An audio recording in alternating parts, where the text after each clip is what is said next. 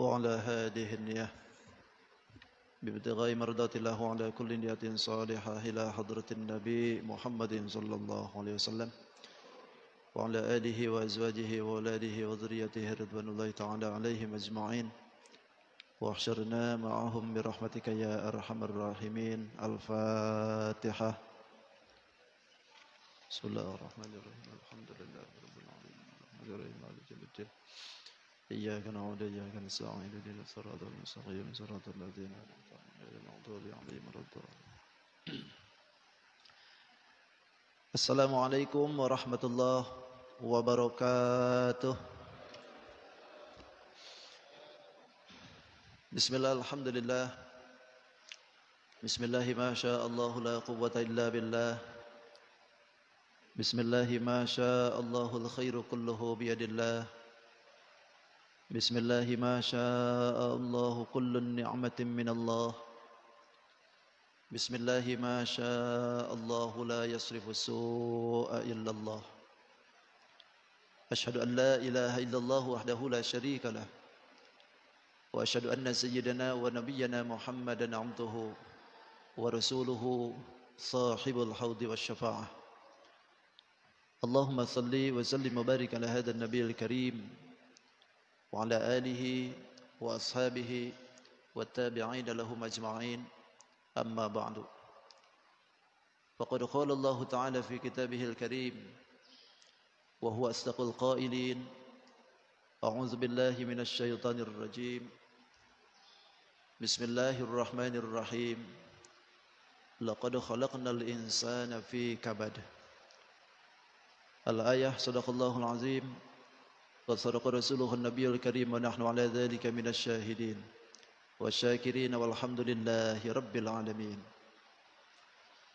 Hadratul mukarramin wal mukarramat, wabil khusus para sepuh yang ulun hormati dan insyaallah Allah muliakan, segenap para pengurus Masjid As-Salam yang sama ulun hormati, dan tidak lupa para jamaah, Bapak Ibu yang sama-sama hadir pada subuh hari ini yang ulun hormati dan insyaallah Allah muliakan.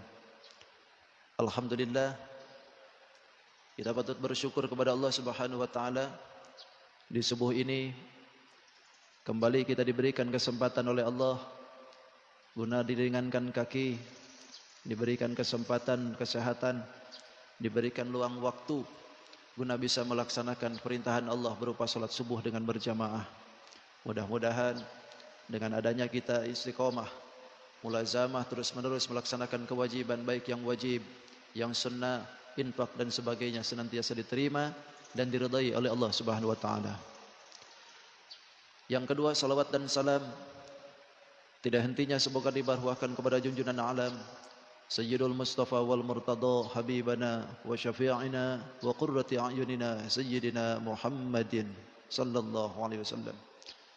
Tidak lupa pada keluarganya, para sahabat, para tabi'at sampai kepada kita yang mudahan kita pun khususnya yang berkumpul di tempat ini nanti di yaumil qiyamah senantiasa diaku sebagai umatnya. Amin amin ya rabbal alamin. Hadirin wal hadirat rahimakumullah, alhamdulillah saya kembali bisa bertemu untuk kedua kalinya dalam acara kuliah subuh di tempat wassalam ini, yang mana dulu sempat juga sudah diagendakan tapi nggak bisa hadir ya, pada waktunya nggak bisa hadir. Tapi kali ini alhamdulillah Allah berikan kesempatan itu untuk kedua kalinya untuk bisa bertemu, bersilaturahmi dengan para jamaah As-Salam. Mudah-mudahan dengan apa kita bertemu di tempat yang baik, bertemu di tempat yang barokah, nanti pun kita dipertemukan pula di surganya Allah Subhanahu wa taala. Hadirin wal hadirat rahimakumullah, waktu kita tidak banyak karena memang subuhnya sekarang jam 5 ya. Jadi 5:30 lebih itu baru selesai kita salat subuh. Dalam pertemuan kita yang kedua ini, saya tidak akan bahas yang aneh-aneh. Tentunya kita bahas tentang sesuatu yang memang setiap hari kita pakai. Dalam setiap hari itu ada kalimat yang dianjurkan oleh Rasulullah untuk kita pakai setiap saat. Apa itu? Tidak lain adalah Bismillahirrahmanirrahim. Anjuran baginda Rasul ini bukan main, Pak. Karena baginda Rasul menyebutkan kullu amrin dzibalin. La yubda'u fihi bi bismillahirrahmanirrahim fahuwa aqta. Ada yang menyebutkan fahuwa abtar. Setiap kali pertama kali awal kebaikan, apa yang dilakukan oleh kita daripada kebaikan tidak dimulai dengan bismillahirrahmanirrahim fahuwa aqta. Aqta itu kalau diibaratkan persis seperti binatang, bagus binatangnya, cuman buntutnya enggak ada. Ada burungnya mahal, murai lah. Bagus suaranya, cakep, cuman buntutnya enggak ada. Kira-kira harganya mahal enggak itu? Ya jatuh lah pasti. Karena memang keindahannya itu di samping juga suaranya, juga badannya juga bagus. Kan begitu? Buntutnya panjang, suaranya bagus, badannya mulus, baru tuh. Sampai ada yang berani tukar dengan Fortuner kan itu. Mungkin ada di sini yang begitu ya. Saking apa tuh? Saking cakepnya tuh. Tapi kalau seandainya itu burung yang sekian mahal bisa dikaitkan dengan mobil sekalipun, tapi kalau buntutnya hilang, cakepnya hilang, Pak. Begitu juga dengan amal baik kita. Kalau seandainya amal baik kita ini tidak dimulai dengan bismillah, fahuwa aqta, kata Rasulullah. Apa itu? Qalilul barakah. Barokahnya hilang. Amal perbuatan baik tapi tidak ada barokah di dalamnya. Sedikit sekali dapat barokahnya itu.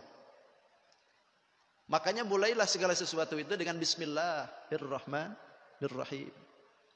Setiap yang baik ya. Kecuali kalau yang buruk. Kalau yang buruk jangan pakai bismillah. Mau maling, bismillahirrahmanirrahim. Biar nggak ketahuan. Nggak bisa begitu. Jadi segala sesuatu yang dianggap baik oleh hukum syar'i, dianggap baik menurut hukum syariat, maka bismillah di situ akan menjadi dorongan nilai barokah yang lebih daripada kita. Bahkan kalau kita lihat dalam sejarah ya, bismillah ini memang proses awalnya memang tidak langsung bismillahirrahmanirrahim seperti yang kita kenal ya. Dulu itu baginda Rasul itu kalau menulis kalimat Allah itu pakai bismillah itu bismikallah. Ada yang menyebutkan pakai kalimat itu bismikallahumma. Sebelum ada bismillah tuh. Jadi kalau menyebutkan ada nulis atau disuruh nulis para sahabat itu selalu pakai bismikallahumma. Dengan menyebut engkau Allahumma ya Allah. Lalu setelah itu ada turun ayat yang menyebutkan di dalam ayat itu bismillahi majreha wa murzaha inna rabbi laghafurur rahim. Maka ketika ayat itu turun bismillahi majreha, maka digantilah oleh Rasulullah yang asalnya bismikallahumma menjadi bismillah. Itu. Ganti itu. Lama pakai bismillah, bismillah, bismillah. Nah, setelah itu turun lagi ayat yang menyebutkan di dalamnya itu qulidu'allaha wa ulidur rahman. Qulidu'allaha wa ulidur rahman. Setelah ayat ini turun, barulah Rasulullah memulai bismillahnya itu ditambahin. Jadi bismillahirrahman. Lama tuh pakai bismillahirrahman itu. Setelah itu sudah berjalan, turun lagi ayat. Dalam ayat itu menyebutkan bahwa innahu min Sulaimana wa innahu bismillahirrahmanirrahim. Barulah Rasulullah mengerti bismillahnya mulailah ditambahin lagi. Jadi bismillahirrahmanirrahim. Prosesnya itu panjang. Enggak langsung bismillahirrahmanirrahim. Turun ayat itu, satu tambahin, turun ayat kedua tambahin, turun ayat ketiga tambahin, baru lengkap tuh. Kalau kita terima beres aja, bismillahirrahmanirrahim aja gitu. Bismillahirrahmanirrahim ini punya kemuliaan tersendiri. Apalagi kalau seandainya kita telusuri dari segi hurufnya saja. Huruf yang ada di dalam bismillah ini menjadikan pembuka nama-nama Allah, Pak. Jadi kalau seandainya kita sering membaca Bismillahirrahmanirrahim, secara tidak langsung asma Allah kita sebutin semua. Kenapa? Lantaran kuncinya di Bismillah. Coba kita kaji. Bukankah Bismillah dimulai dengan huruf ba? Huruf ba itu miftahun dari bakin. Atau ada yang namanya Allah itu barrun. Bakin abadi, barrun kebaikan kan? Bismillah. Ada di dalam Bismillah itu hurufnya sin. Sin itu terbentuk dari nama Allah kan? Sami'un. Dat yang maha mendengar. Ada lagi dalam Bismillah itu ada mim. Ismul Allah yang terbentuk dengan mulkun. Artinya kerajaan. Ada dalam huruf Allah itu ada alif. Itu adalah pembuka dari nama Allah yang disebutkan Allah. Pakai alif. Ada dalam Bismillah itu huruf lam. Ini terbentuk dalam kalimat Allah itu latifun. Maha lembut kan. Semuanya yang di dalam Bismillah itu menjadi kunci akan nama-nama Allah sebetulnya.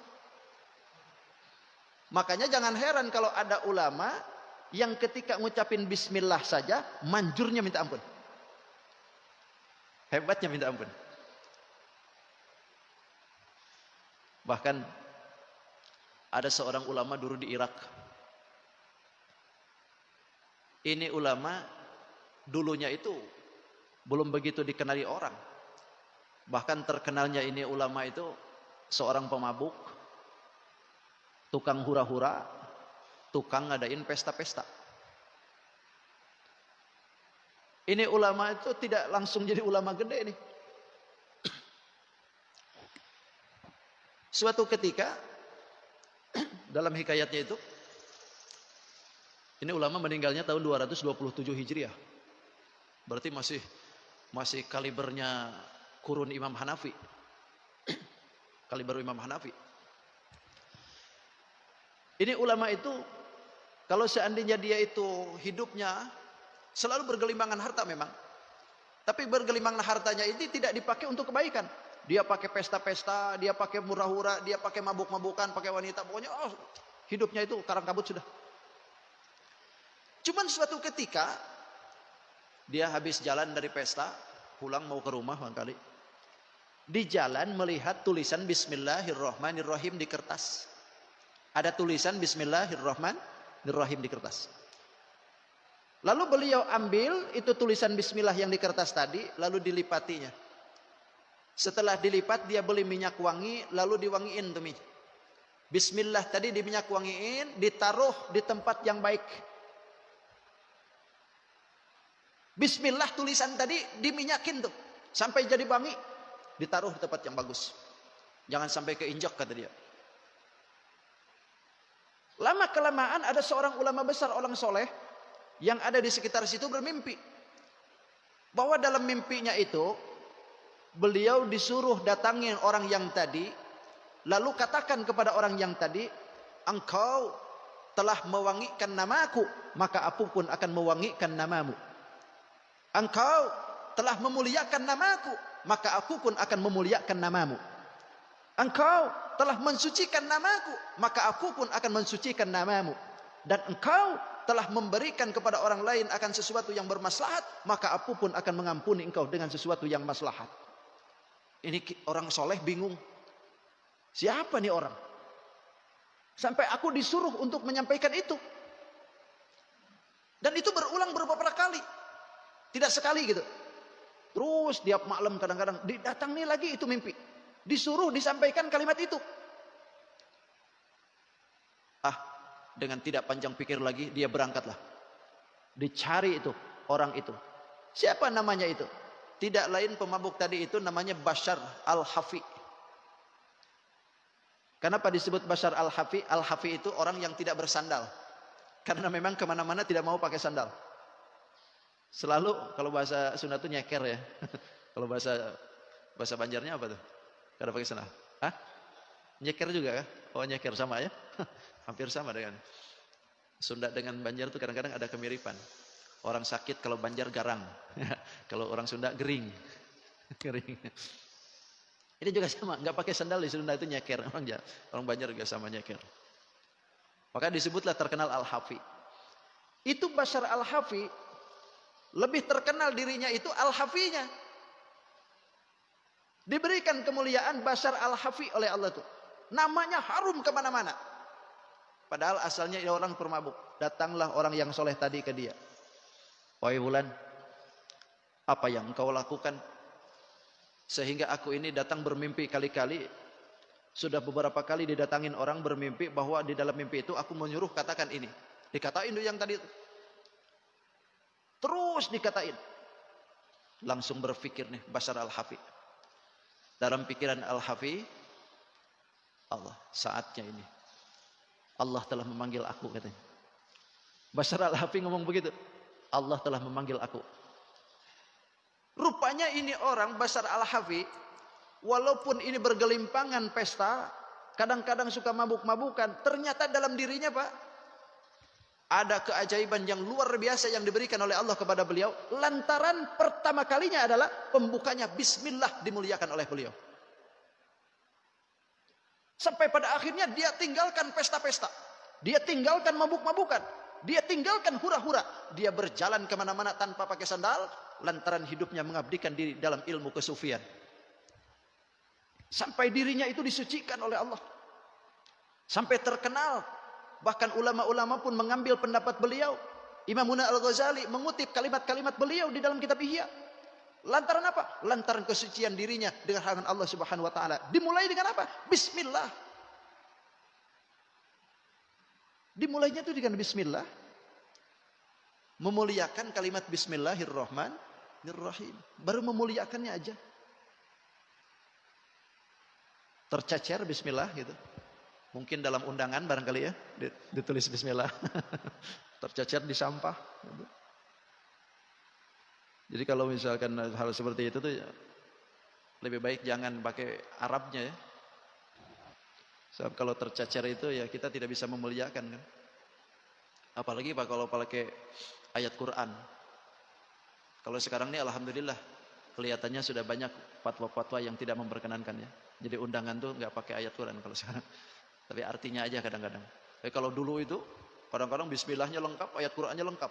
Bagus memang kelihatan itu cakep gitu undangan tuh. Tapi kita tidak bisa merawat. Mending kalau kita ini kasih kepada orang yang paham masalah hukum itu. Kalau orangnya tidak paham, habis itu diliatin bulik langsung tempat tong sampah. Kadang-kali. Makanya lebih baik tidak pakai itu. Loh yang diundang juga kadang-kadang bukan dilihati aksara Qur'annya. Kadang-kadang kapan alamatnya, tanggal berapa, alamatnya di mana. Kadang-kadang itu aja sudah. Jadi dimulai dengan bismillah. Makanya kalimat bismillah ini, kalau seandainya kita ini menekuni, bismillah pun bisa jadi hebat nih orang nih.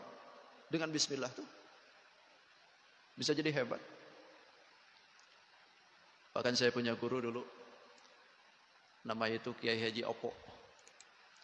Tapi lebih terkenalnya itu Mamak Kanang Sapi. Karena memang pondok pesantrennya itu dulunya itu tempat sapi itu. Tempat kandang sapi.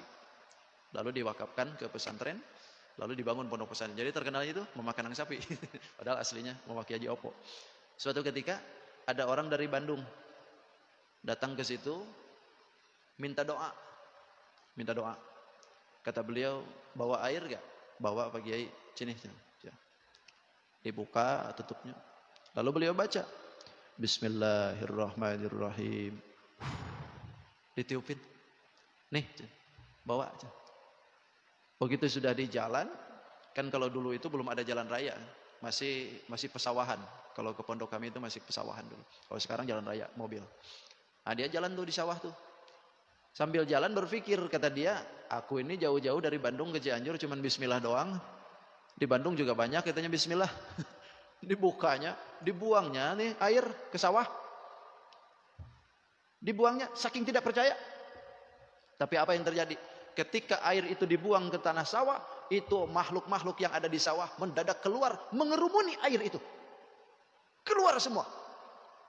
Belutnya keluar, ikannya keluar. Semua yang ada di sawah itu mengerumuni itu air.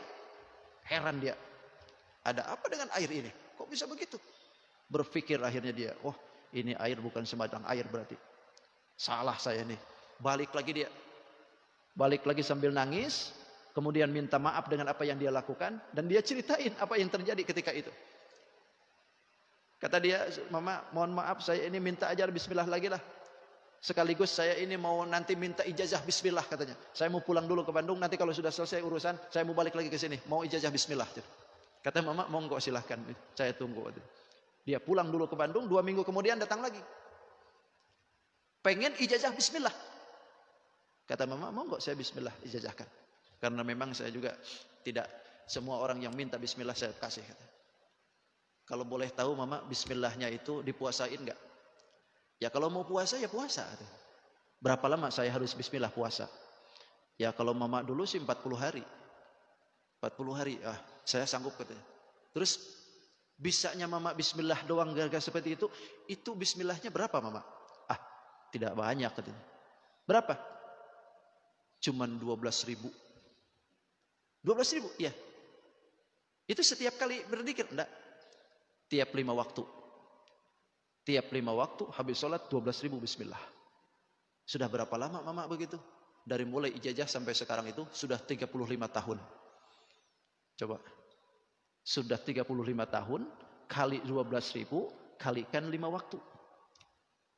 Udah berapa miliar tuh bismillah. Makanya pantas ketika dibacain doang bismillah manjur. Gitu. Bismillah doang aja manjur. Loh kalau kita bismillah kita boro-boro gitu. Ada orang yang kesurupan bacaan bismillah malah diam-diam aja biasa.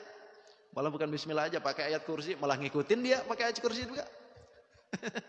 Kenapa? Karena kita ini kadang-kadang bacaannya ayat kursi, tapi dalam diri kita ketakutan dengan itu. Inilah hebatnya bismillah itu. Jadi dalam Islam itu kalimat-kalimat yang tertera dalam Islam, sebetulnya kalau kita kaji satu persatu, kita terus dimulazamahkan, itu bisa jadi hebat sebetulnya. Cuman kitanya kadang-kadang.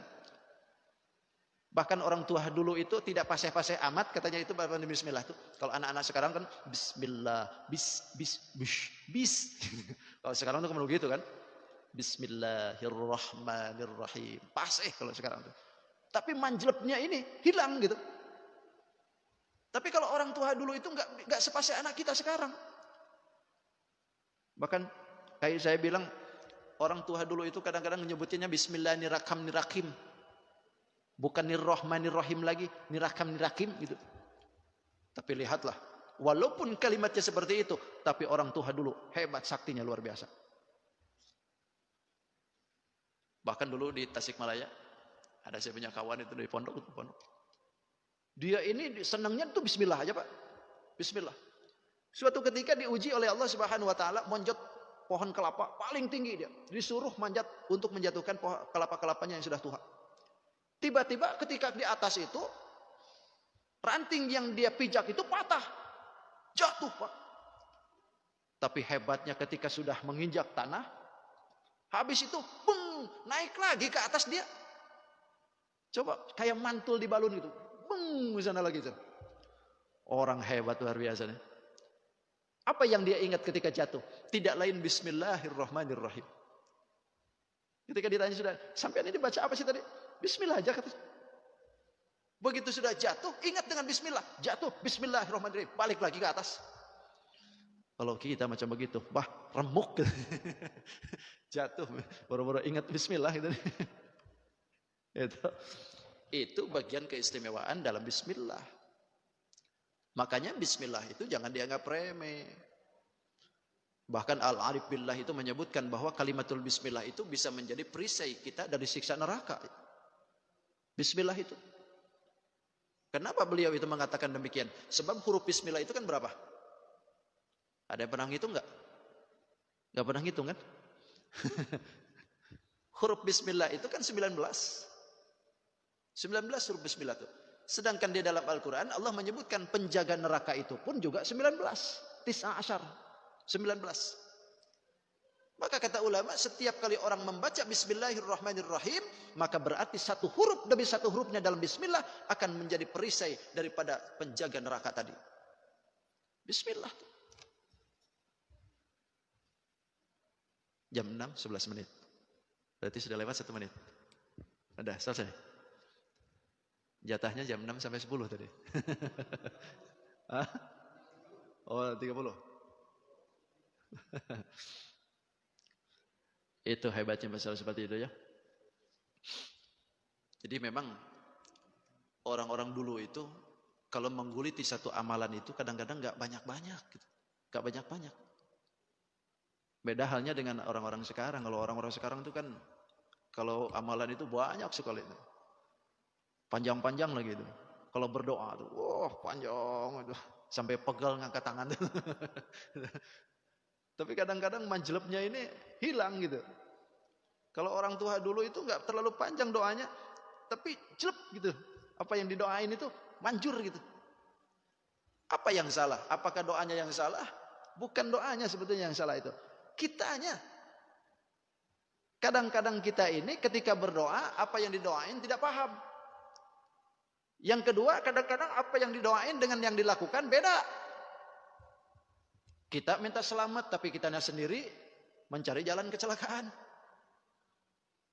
Kita ini minta rezeki, tapi kadang-kadang kita melakukan sesuatu perbuatan yang menghalangi itu rezeki. Kan bertolak belakang tuh. Kita minta lancar usaha, kadang-kadang kita sendiri tidak mau bersedekah. Padahal di situ adalah sesuatunya ada berkaitan dengan doanya tadi. Jadi sejatinya bukan doanya yang salah. Yang menjadi permasalahan itu kitanya sebetulnya tidak yakin dengan apa yang didoain itu. Sehingga dalam dirinya itu kalau doanya pendek seolah-olah tidak dikabul. Kan salah tuh. Ada doa pendek, kita punya keyakinan bahwa doa itu tidak akan dikabul karena pendek. Padahal doa itu walaupun pendek sekalipun, kalau Allah sudah mengijabah, doa pasti jadi. Jadi itu. Jangankan doa masalah di dalam yang sudah masyhur itu. Ibu aja misalkan, ibu. Ada sesuatu kata yang dilontarkan ke anaknya. Padahal kalimatnya ini bukan merupakan doa, tapi bisa jadi doa. Ada anaknya misalkan ini, saking jengkelnya anaknya tidak mau nurut. Dasar kamu ya, goblok kamu. Kalimat itu terlontar padahal bukan doa. Tapi ketika keluar daripada seorang ibu, maka itu bisa jadi doa tuh. Ketika disebutkan anak itu goblok, ya jadi tuh. Jadi goblok sudah. Kenapa? Lantaran mulut seorang ibu bisa jadi sesuatu yang kotor pun bisa jadi doa. Coba, padahal kalimatnya cuman goblok. Cuman begitu aja. Bayangkan kalau seandainya kalimat goblok saja bisa jadi doa, apalagi kalau ibunya itu panjang doanya sekalian. Kan jadi hebat tuh. Kita tahu di Masjidil Haram itu ada seorang imam yang namanya As-Sudais kan. Masjidil Haram itu As-Sudais. Kalau baca Quran itu kan senang orang itu. Lama udah. Dalam biografinya saya pernah baca, ternyata Imam As-Sudais ini walaupun sekarang ini hebatnya luar biasa, tidak lepas daripada doa seorang ibunya ketika kecil. Apa yang dilakukan semenjak kecilnya itu memang ada kelainan dengan anak-anak kita. As-Sudais ini ibaratnya kalau sekarang ini kan super aktif gitu. Super aktif, bukan hiperaktif ya. Kalau hiperaktif itu ini super ya bahasanya. Biar agak sedikit agak bagus anaknya tidak tersinggung. Suatu ketika datang tamu banyak-banyak ke rumahnya itu, tamu ibunya. Biasa datang ke rumahnya itu dimasakin oleh ibunya. Begitu sudah selesai, hidangan sudah siap di meja, lalu datanglah As-Sudais habis main. Lalu makanan itu ditaburi pasir. Coba kalau bapak macam begitu liatin anak. Pasti digamparnya tuh. Udah siap makan, siap saji, tiba-tiba dikasih pasir. Tapi apa yang terlontar oleh ibunya? Nah, kamu ini dasar kamu imam haramain. Engkau akan jadi hafizul Quran. Engkau akan jadi imam haramain. Marah ibunya, tapi yang terlontar adalah kalimat doa.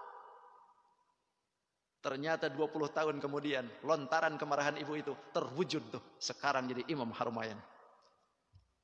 Coba, makanya kalau ibu marah, jadikan kemarahannya itu keluar kata-kata yang mengandung doa.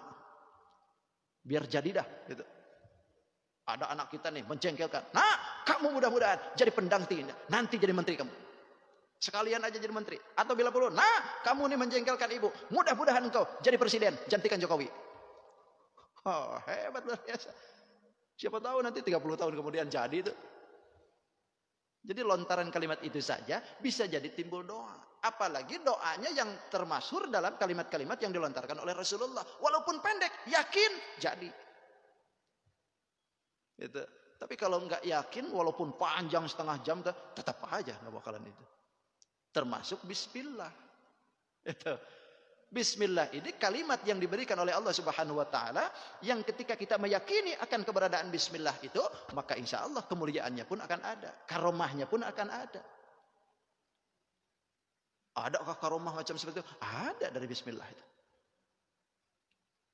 Saya nggak percaya karomah dari bismillah. Kalau orang tidak percaya, man kadzaba bi karomatin lam yanalha. Siapa orang yang tidak percaya dengan kemuliaan, lam yanalha, tidak akan dapat.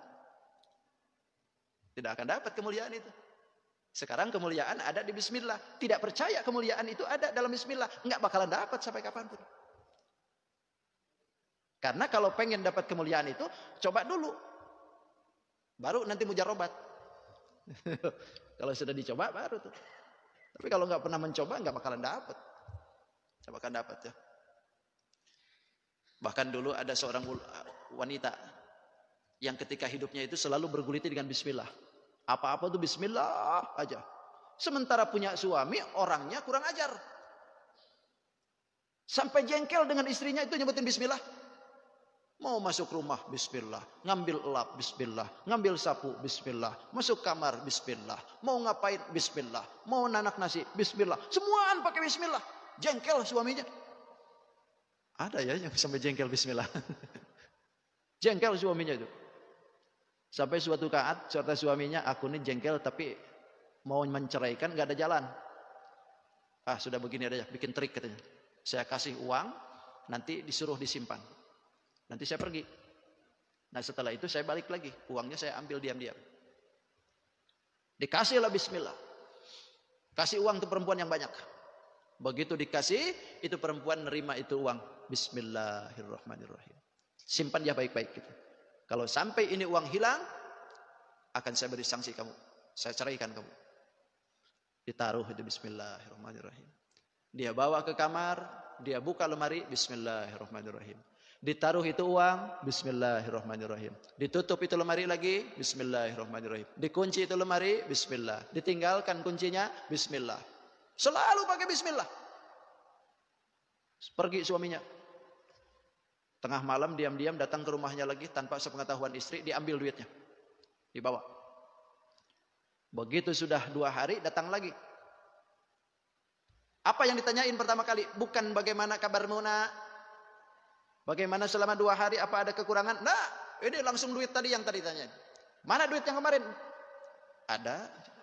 Coba sini. Kalau seandainya sampai hilang, awas loh. Ada. Diambil lagi kuncinya, bismillahirrahmanirrahim. Dibuka kuncinya, bismillahirrahmanirrahim. Dibuka lemarinya, bismillahirrahmanirrahim. Duitnya diambil, ternyata masih ada. Bismillahirrahmanirrahim. Dibawa ke hadapan suaminya, bismillahirrahmanirrahim. Bengong suaminya.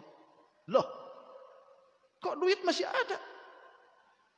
Padahal 2 hari yang lalu benar-benar saya ini duit dibawa nih. Bahkan dia sendiri ditaruh duitnya di belakang itu. Kok masih ada di lemari?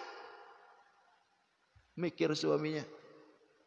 Akhirnya dia sadar beristighfar, Pak. Beristighfar, minta maaf, minta ampun ke istrinya.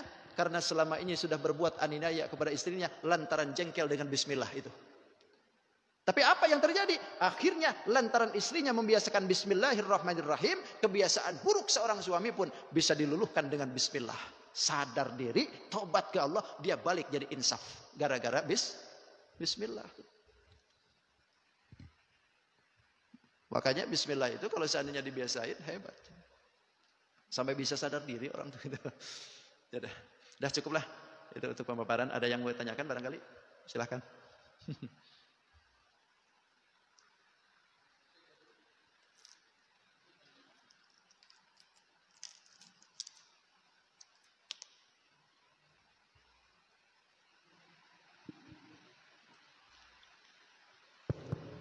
Assalamualaikum warahmatullahi wabarakatuh. Waalaikumsalam Mau warahmatullahi tanya Ustaz, yang pertama, apakah bismillah itu bisa Buka aja, nggak jelas. sebagai pengganti doa ya? Kita terburu-buru mau kemana? Cukup bismillah gitu dalam semua aktivitas kita sebagai pengganti doa gitu. Abdulnya misalnya dengan doa ini misalnya masuk WC terburu-buru gitu. Bismillah gitu. Gitu, seperti itu ya. Yang pertama, dan juga katanya lebih abdul bismillah daripada doa sebelum makan, itu lebih abdul bismillah gitu. Daripada doa sebelum makan Allahumma barik lana fima razaqtana wa qina azabannar, lebih abdul bismillah. Nggak terlalu jelas ya? Gitu. Ya maaf, saya ulangi Pak Ustaz ya. Dalam apakah bismillah bisa menjadi pengganti doa ya? Ya. Misalnya kalau kita terburu-buru sebagai pengganti doa. Bisa. Dan juga doa sebelum makan itu katanya lebih abdul bismillah daripada doa sebelum makan yang biasanya kita kerjakan selama ini. Terus yang kedua, dalam surat At-Taubah kenapa tidak didahului dengan Bismillahirrahmanirrahim?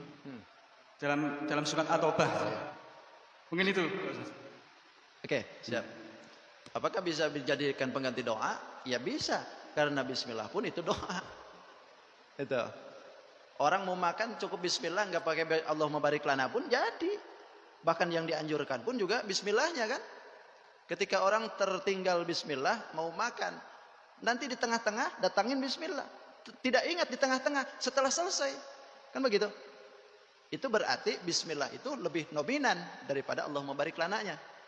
Walaupun tidak pakai Allahumma barik lana gitu. Jadi pengganti doa bismillah. Terus yang kedua, dalam Al-Qur'an kenapa dalam surat At-Taubah tidak pakai bismillah? Karena bismillahirrahmanirrahim ini satu ayat yang menunjukkan kasih sayang Allah. Sedangkan surat At-Taubah itu surat ditunjukkan oleh Allah untuk menyuruh perang. Jadi bertolak belakang antara kasih sayang Rahman Rahim dengan perang. Maka tidak pakai bismillah. Itu. Sekarang kan surat ini kan bismillah itu kan awalan surah. Semua surat pakai bismillah. Terus sedangkan surat ini 114 surat. Berarti kalau bismillah jadi awalan dari surat itu, berarti kurang dong bismillahnya. Tidak sebetulnya. Bismillah pun tetap jadi 114 juga. Yang di mana? Yang di surat An-Naml tadi. Innahu min Sulaimana wa innahu bismillahirrahmanirrahim. Jadi walaupun dalam surat At-Taubah tidak dipakai bismillah, tapi tetap jumlahan bismillah 114 sama dalam Quran. Itu. Bahkan Rasulullah ketika turun ayat itu, sebelum turun bismillah ya, sebelum turun ayat bismillahirrahmanirrahim, Rasulullah itu bingung. Mau memisahkan satu surat dengan satu surat itu bingung. Tapi ketika turun bismillahirrahmanirrahim, barulah Rasulullah memulai untuk memisahkan satu surat dengan satu surat yang lain itu pakai bismillahirrahmanirrahim. Itu. Lalu kenapa tidak dipakai dalam surat At-Taubah? Lantaran bertolak belakang. Karena bismillah menunjukkan kasih sayang, sementara isi dari surat At-Taubah menunjukkan perang. Gitu. Gitu Pak ya. Cukup?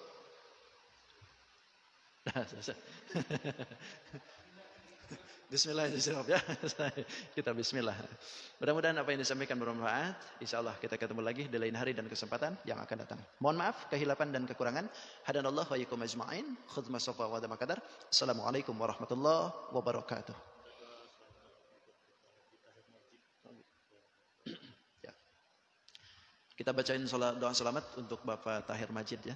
Ulang tahun kan nih? Oh, ulang tahun ya. Alhamdulillah kita doakan. Mudah-mudahan beliau umurnya barokah ya. Bukan hanya panjang tapi barokah. Mudah-mudahan diberikan keselamatan, diberikan barokah hidup, barokah rezeki, barokah keluarga, mudahan detail husnul khotimah. Walahdinnya khususan Bapak Tahir, Al-Fatihah. A'udzubillahi minasyaitonir rajim. Bismillahirrahmanirrahim. Alhamdulillahirabbil alamin arrahmanir rahim maliki yaumiddin. Iyyaka na'budu wa iyyaka nasta'in ihdinas siratal mustaqim. Siratal ladzina an'amta 'alaihim ghairil maghdubi 'alaihim waladdallin. Ighfir lana amin.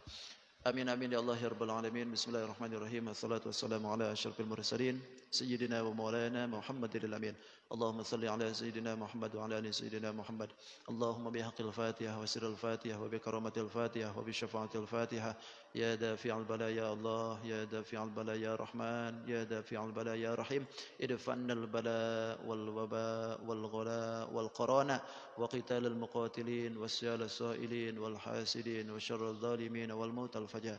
اللهم إنا نسألك القوة والاستقامة والاستطاعة والكفاية في الطاعة والعبادة خصوصا في باب الطاهر، ونعوذ بك من كل مصيبة وشدة يا أرحم الراحمين. إله لا علمك كاف أن نسألك فينا بحق الفاتحة سؤالا، وكرامك كاف على المقال أكرمنا بحق الفاتحة مقالا، وحصل ما في ضميرنا يا الله، وحصل ما في ضميرنا يا رحمن، وحصل ما في ضميرنا يا رحيم.